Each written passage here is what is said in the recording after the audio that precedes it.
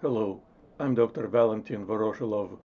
I've been in the field of education for many years, playing many different roles. I was born and grew up in Russia. I had a pretty good career in Russia, but when I got a chance to move my family to the US, I took that chance. After starting again from the bottom, I have regained most of my previous career achievements. I'm pretty proud of this, considering I had no formal education in English and no professional network to support my efforts. This is the title of my presentation. I want to start it from making two statements. Physics is a science. Teaching physics is not. Of course, these statements are based on a certain definition of science. Personally, I don't like descriptive definitions like the one on the left. This is, by the way, the top result of Google search for definition of science. In fact, such a definition doesn't really allow to distinguish a science from a religion. I prefer operational definitions like the one on the right. In particular, that definition allows us to see when a school of thoughts becomes a science. For example, astronomy dropped astrology and became a science when Kepler finished his analysis of huge amount of data collected before him and wrote his famous laws. Of course, in reality, there is always back and forth between theorizing and data collecting, or as we call it today, data mining, but in the end, every science is based on a solid foundation of the results of intensive data mining. If teaching physics is not a science, can it become such? Of course, all we need is to mine a lot of reliable and comparable data. I want to stress the latter word, comparable. Educational data mining is a young field. It starts producing a large amount of data. However, having a lot of data without being able to make a comparison is like using different currencies without establishing exchange rates. The history of physics shows us a means for establishing the comparability we need. Such means are called standards. We would have never had a hadron collider built in Geneva if, after an almost 100-year-long journey, physicists wouldn't agree on a set of common standards. There are standards in education, too, but when an educator says a standard, he or she means something very different from what it meant in physics. In education, a standard is a description of learning goals for what students should know and be able to do at each grade level. However, people using the same educational standards still can use different measuring procedure, leading to incomparable results. Based on those results, all we can conclude so far is that if we take two large groups of similar students, and one group of students will have a more extensive or diverse learning experience, for example, more contact hours or more time spent on certain exercises or training through more different exercises, etc. Students from that group, on average, will demonstrate better learning outcomes than the students in a controlled group. This conclusion becomes almost obvious if we employ the notion that the brain is basically a muscle or a collection of muscles, the development of which strongly correlates with the variety and intensity of the exercises it goes through. In order to move beyond the obvious, we need to adapt to teaching physics the same approach which had been adopted to doing physics. We need a standard which, like in physics, is an actual object or a feature of an actual object, accompanied by a specific procedure which allows comparing similar features carried by other objects with the one of the standard. That's why a standard also called a prototype or an etalon. For example, a standard of mass is an actual cylinder. A verbal description, such as a sentence on the right, cannot be used as a standard because it's impossible to compare a mass of an object with a sentence. By now, everyone who is still listening might be thinking, how the heck is this all related to the title of the presentation? Fair question.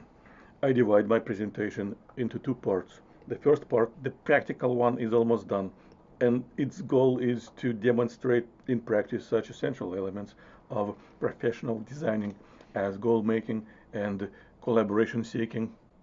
This conference is a big professional development event. When attending such an event, the result depends heavily on the attitudes of the attendees. Having a passive attitude means that during an event, an attendee does not search for a specific means for advancing his or her own practice. The activity is limited by seeing or hearing something new. Having an active attitude means that during an event, an attendee searches for specific means for advancing his or her own practice. Such a means can include a specific knowledge or a technical instrument or a potential collaborator or else. For example, I believe that a standard for measuring learning outcomes must satisfy the following five conditions. Every aspect of the development of the use of the standard has to be open to public. The use of the standard must lead to gradable information on students' skills and knowledge, and also must not depend on any specific features of teaching or learning processes, and also must allow to compare on a uniform basis the learning outcomes of any student, and any institution adopting the standard should automatically become an active member of the community utilizing the standard, and can propose possible alternations to the standard to accommodate changes in future understanding of what students should know and be able to do. And I'm using this professional development event in part to find people who share the same belief. I have more than just a belief, I have developed a specific approach which will lead to designing such a standard. The approach is based on using MOCs. MOCC stands for a map of operationally connected categories. The link on the screen leads to a detailed description of what MOCC is and ways to use it. I believe that the time has come to create a coalition of individuals and institutions which goal is to developing the universal standard for measuring learning outcomes in physics, for starters. And that is one of the reasons why I'm attending this conference. When a teacher attends a professional development event, he or she always has a choice to make. The teacher can take a passive position, I'm just looking for something new and interesting, or the teacher can take an active position, I have a problem and I need to find the means to solve it. The latter position significantly increases chances that after the event the teacher will be making some constructive changes in his or her teaching practice. And that is what we all want from a professional development event. This is a quote from a book by Reference Davis. When I started my career, I did not have a say in the menu of courses that my district taught. And we read in the end, a large majority of teachers were taking courses just to earn hours. That was more than 10 years ago, and sadly, in many school districts, this is still the case. Various researchers have been looking for methods to ensure that after attending a professional development workshop, a teacher will bring into his or her practice new knowledge presented at the workshop. One of the practices which proved to be efficient is based on the activity theory and called professional designing. Professional designing helps to ignite and maintain a process of transformative development of an individual or an institutional educational practice. The theoretical foundation of this branch of the research can be found in publications of Shedrovitsky and his colleagues and followers. By definition, professional designing is an intellectual activity resulting on constructing an image of an ideal professional situation and planning activities aimed at the transformation of the actual professional situation, making it closer to the ideal one. The material result of a professional designing is a project. In order to transform his or her professional situation, teachers must be willing to change their own practices and must be able to make the change. This means that professional skills, abilities, competencies of a teacher should include not only specific subject-related skills or teaching-related personal qualities, but also meta skills, allowing to manage processes of idealization, reflection, goal setting, action scheduling, and so on, which are required for transforming a human practice. A combination of such skills forms the ability for designing the own teaching practice. A professional designing is an activity that takes place primarily in the area of personal values and motives, goals and objectives, actions and procedures, problems and possible solutions. When conducting a professional designing, one does not deal with real objects or subjects, but manipulate with abstract concepts relevant to the one's professional practice. The first product of a professional designing is a project idea. In simple terms, a project idea of a designer describes in his or her words what is wrong with what I do and how will I fix it. The presence of a project idea does not automatically ensures its future realization, but it indicates the direction of the future actions of the designer. The project idea becomes the basis for the development of a detailed professional project, which is a textual representation of a current professional situation, certain professional problems, and proposed steps for solving those problems, including criteria and procedures for assessing the progress. The most important product of a professional designing is a personal professional project, the existence of which significantly increases chance for a teacher of implementing in the future practice knowledge presented during a workshop. A professional designing as a human activity is essentially situational. Its ultimate goal is to find mechanisms for self-transforming a concrete current professional situation of a projecteur.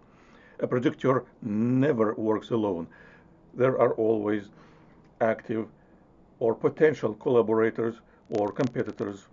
An effective form for coordinating professional goals and actions based on the implementation of project-aimed activities is the so-called Activity Organizing Workshop, or AOW. AOW participants usually represent co-workers from an institution or an institutional entity, or represent the same district. Sometimes it happens at a retreat. Communicating processes ignited during AOW and aimed at unveiling images, views, and opinions of participants about professional activities of themselves and others are complicated and sometimes emotional. That demands the involvement of an experienced moderator, aka a methodologist, aka a methodologist. Guided by a methodologist, AOW participants become actively engaged into an individual professional designing. As the result of this work, the participants inevitably advance their ability to conduct a professional designing. The effectiveness of AOW strongly correlates with the experience of a methodologist moderating the event.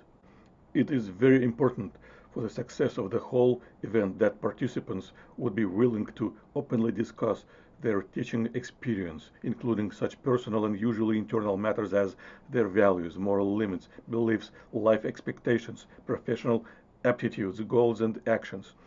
This conversation usually leads to an eventual realization of the existence of some gap between the results and the structure of actual teaching practice and the declared teaching goals and methods.